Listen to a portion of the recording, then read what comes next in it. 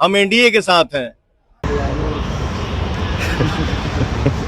दोस्तों, इस वीडियो की शुरुआत में जो आपने क्लिप देखी, ये उस समय का है जब पवन सिंह बिहार में बीजेपी के लिए चुनाव प्रचार कर रहे थे। और उस समय पवन सिंह बीजेपी के इतने बड़े दीवाने बन गए थे कि बीजेपी जो कुछ भी बोल रही थी, पवन सिंह उसको मान लिया करते थे। यहाँ तक कि पवन सिंह को लेकर यह भी कहा गया था कि पवन सिंह को बीजेपी राज्यसभा में भेजेगी। लेकिन अब जब पवन सिंह से ये सवाल पूछा जाता है कि वो राज्यसभा में जाएंगे या नहीं, तो उनका रिएक्शन क्या होता है। राज्यसभा के लिए बहुत पहले से आपका नाम चल रहा था। बिहार चुनाव में भी कहीं ना कहीं बीजेपी ने एक तरीके से आपसे वादा भी किया था कि आपको राज्यसभा भेजेंगे।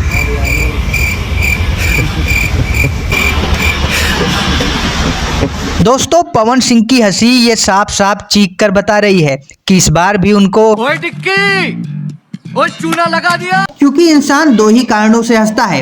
एक तो जब उसके पास उस सवाल का जवाब नहीं होता, और दूसरा तब जब वो उस सवाल से बचना चाहता हो। फिलहाल आपको क्या लगता है, जरूर बताइएगा।